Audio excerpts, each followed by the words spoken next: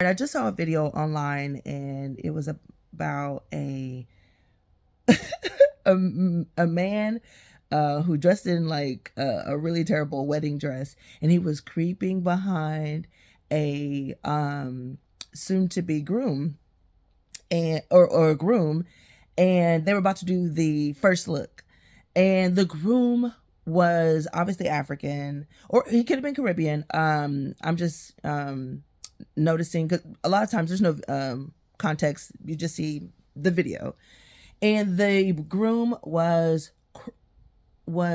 deeply breathing.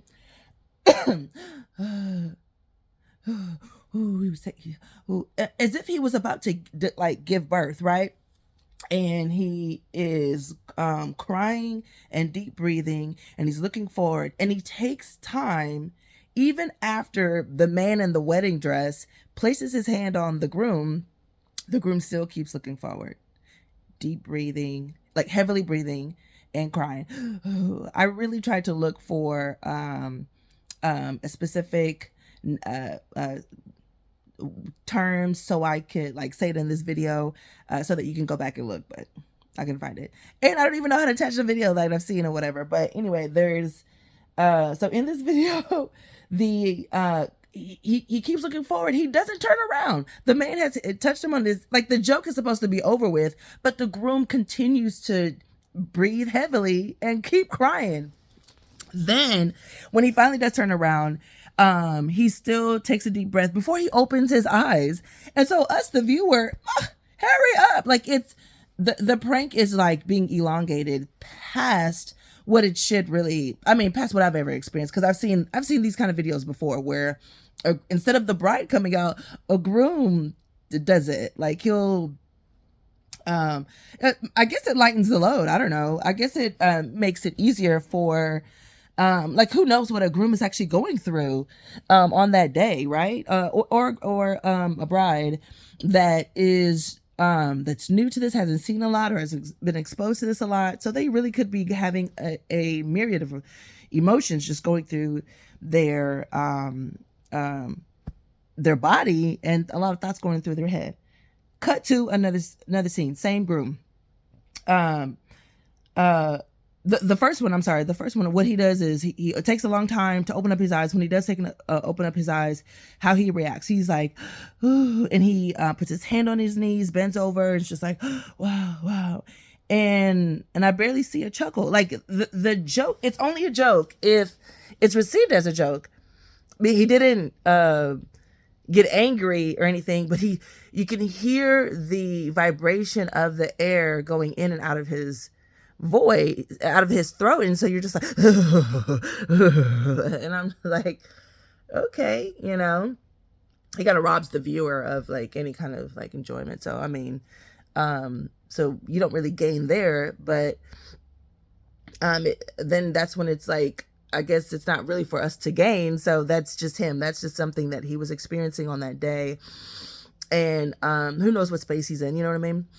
So cut to another same groom, and he is being presented with a gift by his bride. So he's so at this point he's seen his bride or whatever. I don't know if they even did a first look, but here she is, and the video starts where she is showing, she's holding on to the end of a ribbon that, if yanked, can reveal this picture, what the picture is, because underneath the covered cloth you can see that it's a picture of something. So so she yanks the cloth off, and it's his mother and father, and he belts over and he begins to cry and wail, and then he holds on to the bride-to-be's leg and says, I think he just kind of narrates in his the thoughts that may be in his mind. He's like, it all worth it, or he says something, and it's obviously a discussion or something that he would have said to his mother or his father. Look at what I've come, or look at, it's all worth it, or something like that. And again, he's breathing heavily. So let's look at it from a health standpoint. if he is struggling with deep breathing, if he's struggling with something that is clenching his throat or his lungs, his air passageway, or something like that, and it's causing us to now have to experience alongside with him the inhalation and exhalation, the exhale of every breath that he's taking as he's being approached by a man in a wedding dress, or his soon-to-be bride that is giving him a picture of his parents. I took it as, if it were just the lack of emotional maturity, she's in for a world of trouble. If it truly just is that that just these two incidents are arousing this much emotion in him, she's in a world of trouble. Why? I say this because marriage is long term. Marriage is long term. So you're either in it or you're not.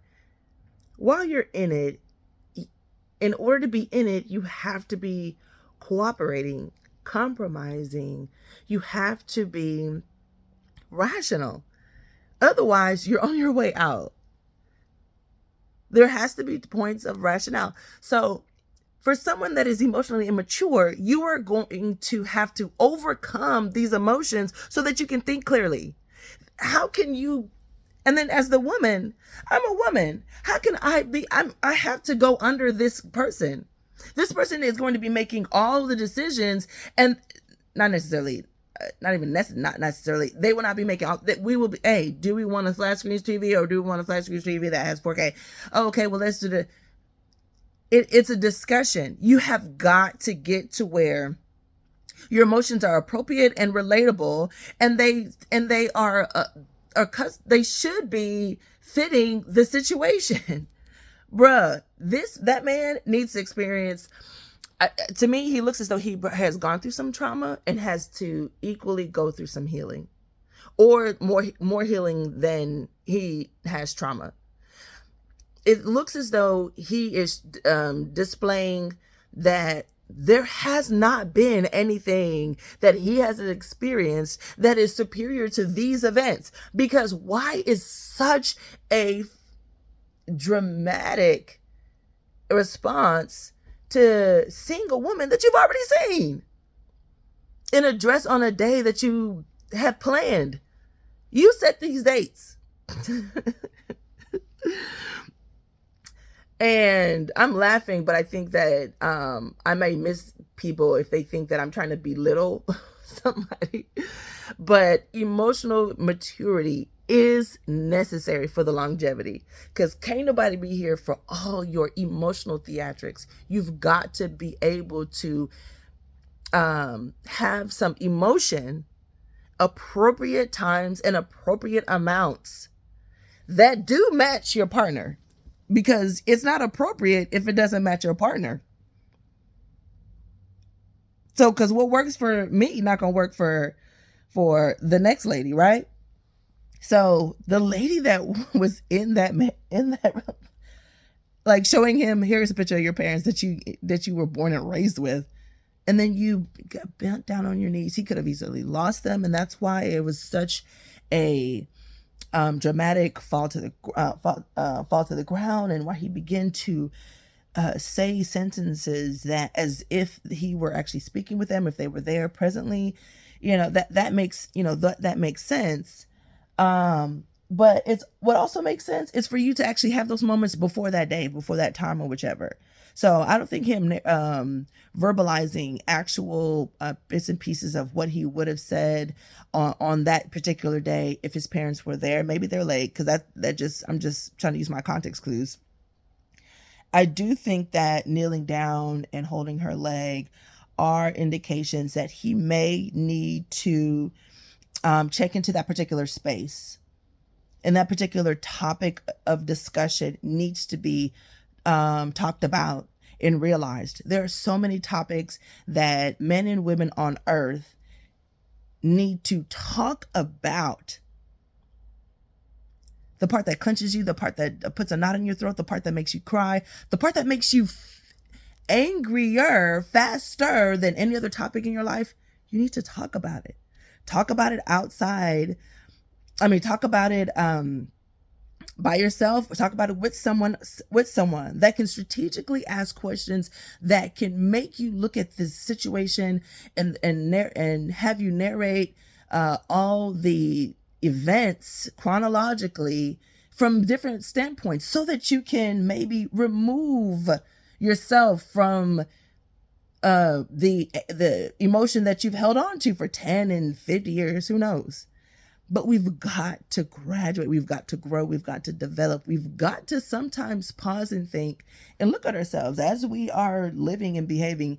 Is this what we want at this time, in this place, in this way?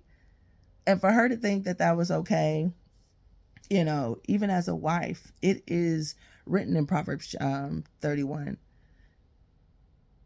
How my husband feels about me. The husband calls me blessed. The children call me blessed, and it should be vice versa. But and there's a role that the woman plays. She encourages him. She has a word in her mouth, right? And that's our role, you know, to be that voice. Women have so much power on the bed because you're in his ear.